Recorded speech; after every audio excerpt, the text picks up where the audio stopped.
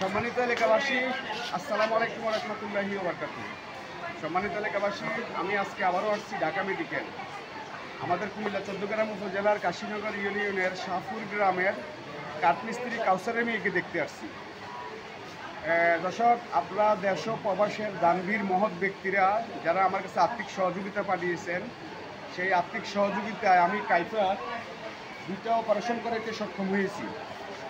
আপনারা সবাই কাইফার জন্য দোয়া করবেন। কাইফা আগের চেয়ে এখন অনেকটাই ভালো আছে এবং 2টা পা বেসর হয়ে গেছিল, এখন পাগুলো মোটামুটি আগের চেয়ে অনেকটাই উন্নতি হয়েছে।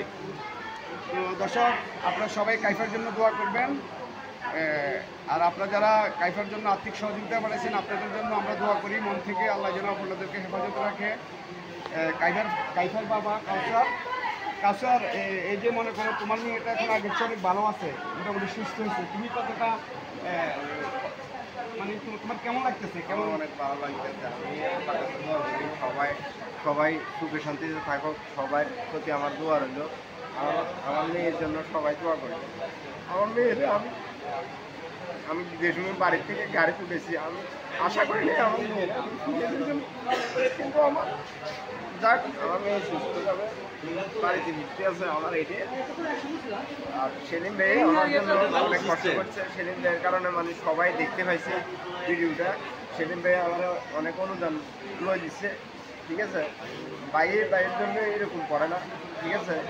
যাই পাইছি আমার মেয়ের জন্য আমি সব কিছু ইয়ে করছি, ঠিক আছে।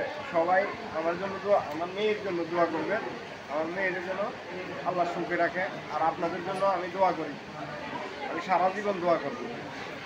আচ্ছা এভরিওয়ান, আবারও বলবো আমি, কাইফা এখনও পুরোপুরি সুস্থ না। 2টা অপারেশন হওয়ার পরে এখন রিলিজ দেওয়া হয়েছে হাসপাতাল থেকে। আজকে কাইফাকে বাড়িতে নেওয়া হবে, তো আবারও কিছুদিন পরে আনতে হবে।